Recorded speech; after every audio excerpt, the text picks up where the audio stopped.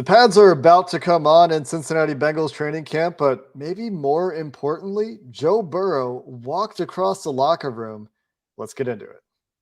You are Locked On Bengals, your daily Cincinnati Bengals podcast, part of the Locked On Podcast Network, your team every day.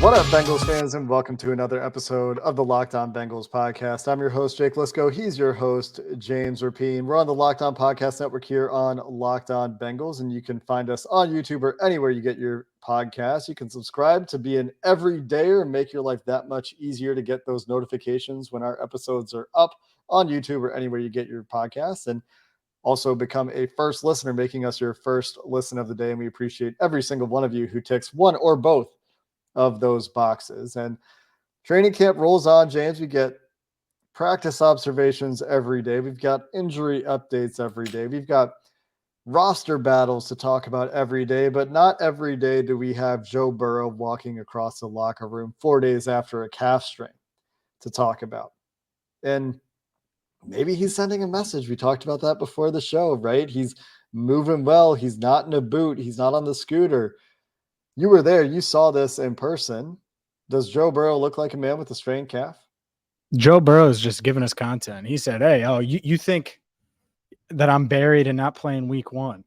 You think I'm going to be out for 6 weeks? You think that this is going to be like last year where you don't see me? Well, not only are you seeing me, but and he wasn't headband Joe either. No headband, which makes sense because he wasn't working out. He says he only wears them working out. But the hair got in his eyes. He had to, do this. I've never had that problem, but, he had to do that. Anyways, yeah, he was talking with Ted Karras. And I didn't even, realize he was talking with Ted Karras. I didn't realize it was Joe for a second. And then I looked over again and I did a double take. I'm like, oh, he does exist. He's still in the building. And I knew he was in the building, but I just haven't seen him since Thursday. And talked with Ted Karras for a little bit. Naturally, I looked over and started talking with the writers. I'm like, you think he's just going to sit there the whole media session? Does he get up? And a couple were like, nah, he's not going to get up. There's no way. And I'm like, he's not going to just sit there, though. We still had 40 minutes. It would have been a really long sit time with Ted Karras, who still needed to shower. So I was just kind of observing. And then suddenly Joe stands up, jokes around, takes a step back, around, and then walks across the locker room, which is, I would say 40 feet. It's not quick. And there was no noticeable anything. I've seen Joe Burrow walk how many times in the locker room playing ping pong and just strolling along and all of those things. And it looked the same that like it's always looked. Now you're right. No scooter. I think that's a good sign. No boot. I think that's a good sign. I did and have to say he had the compression sleeve on, the black one, similar to what he had, maybe the exact same one or same brand that he had on Thursday when he did suffer the calf strain. But he looked pretty normal. And I heard he was feeling really good. I can add that. I heard he was feeling really good. And yet I say all of that, and I know that some are like, oh, well, maybe he should be practicing. And he's not going to be practicing anytime soon. So as good as he looked, it's all encouraging. I don't think there's a chance we see Joe Burrow practice anytime in the next, I would say 3 weeks, probably 4. I think they're going to really baby this so it isn't a big deal later because they probably feel like they dodged a bullet. That's fine. Now give him every second, shelve him, protect him from himself, and make sure that this isn't a lingering issue all season long. Yeah, that's what you want to avoid with any muscle strain, any injury like this, where the chance of re-injury, the chance of recurrence is higher than you would like it to be. And we talked with Brandon Bowers later this week, Dr. Brandon Bowers, physical therapy doctor, talked to him about the calf rehab process, which hopefully we'll be able to bring you a little bit later this week. And we talked about the recurrence rates and how these things can work out. And we're going to have that for you later this week. But that's where it makes sense to take a little bit of extra time, right? And we'll see how the process goes. But No boot is a good sign. A boot could be used in a calf strain in order to prevent the muscle from loading and having to do a lot of work to take that calf muscle out of the equation of walking. They had him on a scooter, we know, right after the injury. So sounds like things have been promising so far. None of this is to say that, he's ready to go. Like you said, James, we're probably not going to see him for a while because the longer you give it to heal, the better chance you have at not missing something when they're doing repeated imaging tests to look at the quality of the tissue and how much it's healed and see where the scar tissue is and all these things. You're more likely to have a steadier, closer to 100% muscle going into the regular season, which is obviously the goal. And, it would be ideal to get those reps, of course. And some of this is speculatory, but I think it's good news, but I don't necessarily think it changes anything that we've talked about so far in terms of, timetables and playing in the preseason, which seems infinitesimally small odds that he'll do that at this point. And that's about the same as we've talked about as well. Zero chance. In fact, if he suits up in a preseason game and plays, I'll fly you out here for that Monday night game. That ain't happening. Just to point it out, I don't plan on buying you a plane ticket ever, Jake Liscow. It's expensive. We're going to be like, you're so mean. I haven't even looked at the prices, so I probably am mad at myself for even putting it out there. I would risking that is so like all you have to do is remember the feeling last Thursday, and it's like, nope, not worth it. And that doesn't mean that doesn't mean you play it safe the whole time. No, it just means what matters and what doesn't. And what doesn't matter is July football or August football. It just doesn't. From that perspective, obviously there are things that matter, but not when it comes to the franchise. And so, yeah, I do think he wore a boot at one point. And by the way, he may be still wearing a boot a lot of the time. This may have been super calculated where he's like, oh, the media's coming in. I'm tying this shoe up nice and tight. And I'm putting my shoe on and I'm going to talk to Ted. Hey, watch this, guys. It could have been that. I mean, it's only an hour, and he went back to his locker and he was on his phone, and he's probably doing the same stuff he would have done anyways at the same time because he's waiting on meetings now and waiting for guys to shower and stuff like that. At the same time, it's a really good sign. So I was encouraged by it. I know he was aware that we were looking. Of course, why wouldn't we? Heck, I wrote an article about it at All Bengals. Like, that's just it. That's what we're at. It's silly, right? Joe Burrow walks. Yeah, well. We just spent 7 minutes on it. Easy. In this town, he walks on water. So, yeah, it's a topic. That said, there were some other injury updates that we should hit on. Should we hit on those now, or you want me to toss it? What do you think? I think it's quick. So Drew Chrisman was back at practice, talked a little bit about what he's going through, didn't talk about specifics. He did not practice. Hopefully that is something that can happen for him in the relatively near future. And Trey Hendrickson, Zach Taylor said, will be managed this week. He did not practice. He was in street clothes, has a lower leg thing. I hesitate to even call it an injury. Zach Taylor downplayed it, said that this week they were going to manage him. So might not see a ton of Trey Hendrickson this week as he's coming back or dealing with something that could be worse if they let it get away from them. So they're going to let Trey Hendrickson make sure he's good to go, because as you said, James, there are things that matter, and getting reps do matter at this time of year, and working in training camp and all that stuff does matter. But the most important thing coming out of training camp by far is that your stars and the players you need to make your team go are healthy. And so that's what we're going to see from a management perspective. Anything else that you need to add from an injury perspective? Nope. Let's get to some practice takeaways and plenty of thoughts on the quarterback battle, other position battles. We'll do that coming up next. Our partners at eBay Motors have teamed up with Locked On Fantasy Football host Vinny Iyer to bring you some of the best fantasy picks each week, all season long. Whether you're prepping for a draft or scouting the waiver wire, every week we're going to provide you with players that are guaranteed to fit on your roster. So with draft prep underway for the upcoming season, let's see who Vinny Iyer has picked out for us on this week's eBay's Guaranteed Fit Fantasy Picks of the Week. And if you're looking to park an elite running back in your fantasy football garage after the top half dozen or so options have been taken off the lot, you can expect Lions rookie Jahmyr Gibbs, my guy during draft season, Jahmyr Gibbs, to be a roaring engine as he takes the lead role in an overhauled backfield in Detroit. the real first-round pick, is a steal as a RB2, possessing the talent and pedigree to deliver immediate results in a loaded offense. Vinny Iyer from Locked On Fantasy Football is going to help you win your fantasy championship.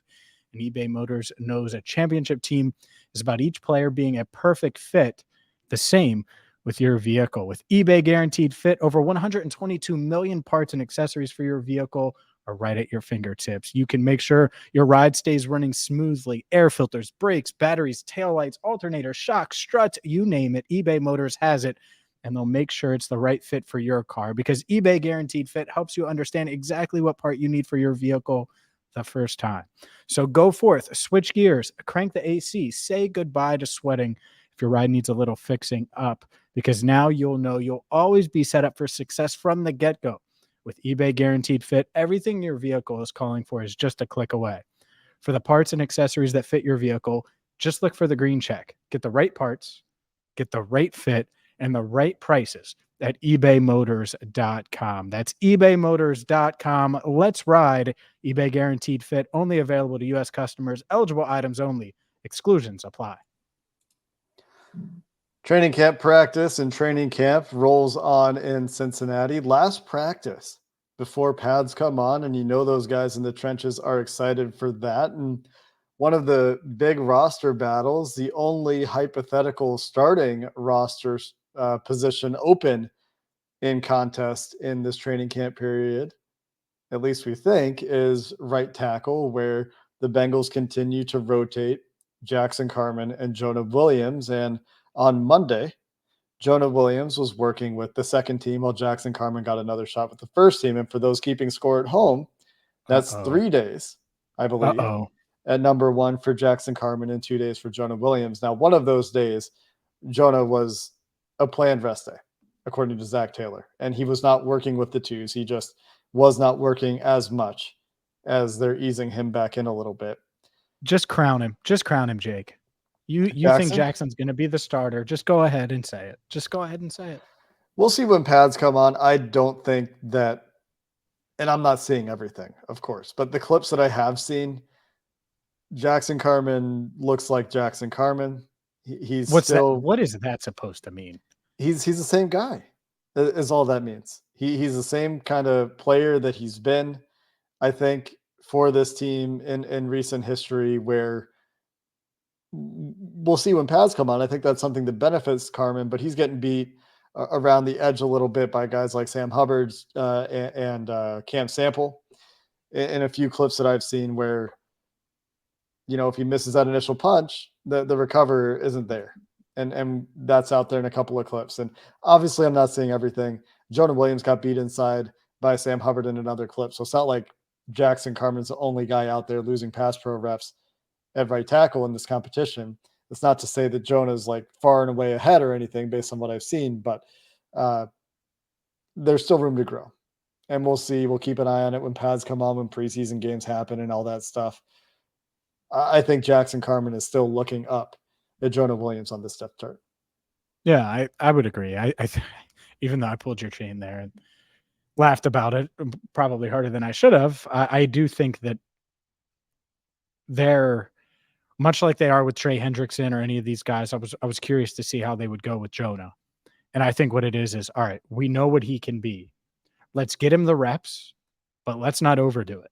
Let's get him the experience so he can have the confidence at right tackle. But let's also make sure that knee, it continues to move in the right direction, even though he's fully cleared all of those things. So I just think that that's the approach they're taking. We will see. I would be shocked if this competition goes in 79's favor and Jackson Carman's favor. I just think 73, Jonah Williams, is going to be the guy. Maybe we're dead wrong. And if we're dead wrong, there's plenty of time for Jackson to show it, starting with the pads coming on. And that's why I haven't talked with Frank Pollock yet, Jake. I wanted to wait until the pads came on, and then we'll get to see a little bit and then go from there. Because overall, I think, I've said it a few times, I think this offensive line is going to be really good, regardless of who plays right tackle. Obviously, I've made my feelings known about Jonah, but if this line is as good as I think it's going to be, then Joe Burrow might be able to just stand back there with that calf wrap on and throw darts, because he might have some time and might not have to roll out like he was doing last Thursday. Sam Hubbard talked to Sam Weish after practice on Monday, and Sam talked up the interior offensive line. And even in a couple clips I saw, Cordell Volson there was one that we talked about where Zach Carter got him a couple days ago, I think. But outside of that, a couple clips I've seen where the interior offensive line looks good. Sam Hubbard talked up the chemistry between those guys. They have continuity at those three spots. And Cordell Volson coming into year 2, we know that Ted Karras and Alex Kappa are plus players. Wait, Jake, go back. Who did he talk to? It wasn't Sam Weish. Steve Weish. There you gotcha. Yeah, you Sam said Hubbard, Steve Weish. Gotcha. There you go. Okay, Yeah. There we go. Just to be clear. You're talking about the Network. NFL Network Yeah. analyst. Yes. Okay. Yeah. There we go. People are going to hear Sam Weish and think about the coach, but R.I.P. Sam Weish. Did I really? Okay, doesn't matter. Let's move on. It's fine. Just a note on the interior offensive line that I thought was interesting. Also interesting is that you're seeing guys have really good battles in there. A clip that sees Chris Evans at running back work across the formation and shotgun and pick up a blitzing Dax Hill and doing a good job in pass protection on that play. One Michigan man on another. Also sees Jackson Carman blocking well at right tackle, and you got a bunch of one-on-ones across the board because the Bengals have 5 defensive linemen plus a blitz on that play. You got one-on-ones, and all those offensive linemen are doing pretty well. And then there's a really fun battle on the particular play where Joseph Osai can get underneath the inside armor of Orlando Brown and forklift him a little bit. But then you see where Orlando Brown's size and strength comes into play, has almost 100 pounds on Osai, right? Or maybe more than 100 pounds on Osai, depending on the day and depending on what those guys are playing at right now. And even though he literally has his inside arm forklifted and isn't able to use it, his outside arm is able to do enough to slow Osai down on an inside move to make his life still really difficult. And so you get some of that stuff. And when pads come on, it'll be more interesting to see, but there are certainly plenty of reasons, I think, for optimism for the offensive line, even though I did say that it looks like, to me, Jackson Carman still has a ways to go. Yeah, hopefully. That's such a crucial part of this team, of what they've been over the past couple of years and what we're expecting them to be this year. So hopefully the offensive line can take a step forward. I will say, just offense-wise, and we'll get into the quarterbacks in a second, but man, oh man, Jamar Chase and T. Higgins. Yeah. It isn't just with Joe Burrow. It's with any quarterback, because they make quarterbacks look good. Like, the quarterback competition is going to be whoever gets the ones on that day. Like, that's who's going to look really good, because Jamar Chase today made Jake Browning look really good. A nice, he had to stop essentially on a go ball. I tweeted this out, and DJ Turner was able to make it a contested play, but he had him beat. Like, it's over. It's blouses. It's a touchdown. It's gritty time. And Jamar still made the catch. It was a really nice play. And then T. Higgins was just all over the field, catching and passes over the middle, catching passes slants, catching posts. So really nice day for him too. So I just wanted to shout out the 2 receivers, the 2 studs. Hopefully they're in Cincinnati for a long time. And Zach Taylor also talking up his receivers after practice and referencing them as really the stand. I mean, they're playing at such a high level so far in this camp from everything you've seen from those guys. It's not been perfect. I mean, it's training camp, but they've been dominant. And that's not to take anything away from the Bengals corners either, right? Because we've been pretty impressed with Cam Taylor-Britt, with DJ Ivey, with DJ Turner, guys that we've talked about throughout training camp. And DJ Turner continues to show a few things at a really high level. And then, Andre Yosevich is huge. He's a giant next to DJ Turner, and he's able to make a play in the end zone. Or Jamar Chase is a freak and one of the strongest, if not the strongest, pound-for-pound wide receiver in the NFL, and he's able to make a play using his strength, like we saw him back together Saturday, and a little bit on that deep ball that you just referenced. But the corners are still in good position, and they're doing things that you really like to see from a technical aspect. And so a lot of encouraging signs to go around, even where you're getting these top tier performances from 2 of the best receivers in the league. And this is where you just talk about iron sharpening iron, right? And hoping that that's the way that goes. But there are more training camp takeaways for us to talk about here, James, to finish up the show. And we'll continue with a wrap up of Monday's practice here coming up next. One quick note on the cornerbacks you were talking about. Chidobe Awuzie. That man has wings. He can fly. because I've never seen someone run so damn fast coming off of an ACL. That dude, he's ready. I'll just go ahead and say it. And he hasn't told me that, but the eye test says a lot. I think he could go out there right now and guard Jamar Chase. Now, Zach Taylor, when I asked, said, we're in no rush to put him out there in team drills. And I get it. You can give him another month. And with the depth at corner, if they have this amount of depth, you can limit his snaps early on and let him go that route. But he looks awesome. There's no denying it, because it's not just straight line, right? I've seen him do all the quickness stuff and agility stuff, all of those things. But the straight line speed that I saw on Monday was awesome. So shout out to Cheeto, because he continues to impress me the way he's coming back from this. I think him and Burrow are both going to be on the field week 1. Yeah, and if he wasn't going to be, he wouldn't have been activated off the physically unable to perform list in all likelihood before the start of training camp practices. That just doesn't make sense from a roster management perspective if they're not very optimistic on his chances. We'll finish up some notes on the practice. I do want to quickly give a shout out, because we're starting something new here at Locked On Bengals, which is this really cool thing called Subtext. This is the ability for you to get text from us directly to your phone. And that's a way for us to provide you with insight as it happens at training camp, or thoughts during a game, or any thoughts throughout the week in film review. And it also gives you an opportunity to text back with us, and you get a direct line to us, and we won't necessarily be able to answer every single message, but this is a really cool opportunity for us to engage with you more directly.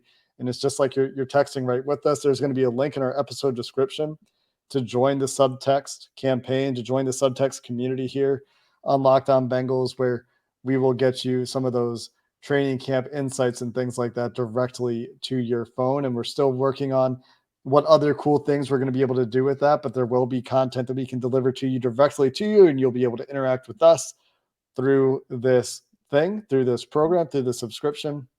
So you can get those details again in a link below at joinsubtext.com/lockedonbengals. You also get a 14-day free trial as we're working on it and bringing it online here this week for the first time. So hopefully some of you find that cool. And if you don't, nothing else changes. Locked On Bengals stays the same, but we are going to shout that out as we roll that out. And James, let's finish up with Monday's practice. Other standouts for you. You could DM Jake your number, and he'll just get you signed up that way, and then make you pay. You're going to get a bunch of DM numbers. I will not do that, to be clear. James is making a joke. In case you're not sure, you can hear him laughing now. For anyone not watching, that sounded pretty sincere. You could tweet Jake. You could tweet Jake. Here, actually, should I give out your number? That's what I'll do. And then you could text. Don't do that. You're going to get international rates if you text me anyway, but there will be a link in the description. But James, let's get back to Monday's practice, shall we? 25074. All right. Anyway, that only leaves like 7 numbers for them to guess. Oh my gosh. All right. Your number ain't that hard to get if someone really wanted it. Come on. Oh, it's hard. It's anyways, a valued treasure. That said, other takeaway. So I mentioned Jamar Chase's big play. Andre Yosavash had a real nice catch on the sidelines. I think he's growing. I know a lot of people have seen clips of him losing to DJ Turner and things like that. I think we're seeing some gradual improvement from him. He's working really hard. Charlie Jones continues to be Charlie Jones. I just think he's smooth like butter, working really hard. He's going to be a big part of this offense, and if needed, of course. And really the play, we haven't talked about Irv Smith much. Mm-hmm. Irv Smith Jr. had a really nice touchdown in the back of the end zone during a red zone drill from Jake Browning.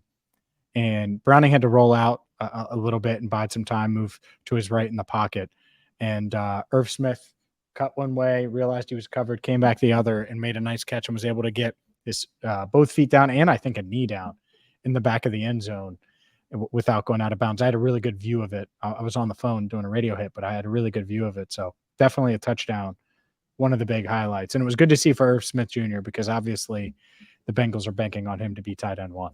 Yeah, we've seen, honestly, in a lot of the highlights I've seen, Drew Sample has been on the field. So Drew Sample getting plenty of work, I think, with the number 1s. But that is certainly a highlight for Irv Smith. On the scramble drill, I think you mentioned 2 feet down. I'm watching the play right now. No knee, as far as I can tell, but 2 feet very clearly in, drags the back foot as he's going to the ground. Who posted that, Trags? Paul Daner has it. Trags has it as well. Daner had it? What the heck? Yeah, they both My had it at different God. angles. Also, shout out offensive line on that play. I know it was a scramble drill, but I think they did pretty well, and it was more of a scramble to extend the play than being flushed out of the pocket. It was more of a first look isn't there.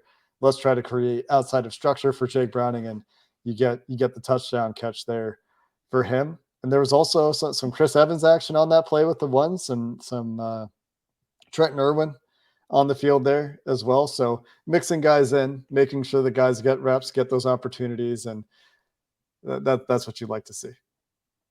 I can't believe Daner got it. I mean, I'm going to make fun of him for his lack of Zoom ability, but still pretty good. Yeah. So the knee, he got knocked out.